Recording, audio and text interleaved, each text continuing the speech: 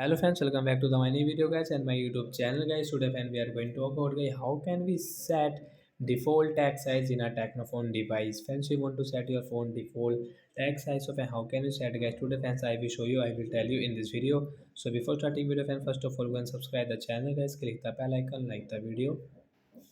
Friends, now let's see how can we set get default text size. Open your phone setting guys. So friends, we will click on the display and brightness setting guys. Tap on display and brightness.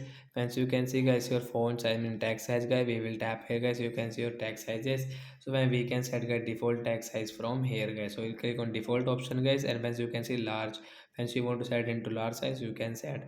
So you will click on this default text size guys. You can see phone default text size guys. We will apply from here and guys come back. Hence your text size will default guys, you can see. So like that guys we can set guys our phone default text size. So that's it guys, thanks for watching the video. Bye my friends.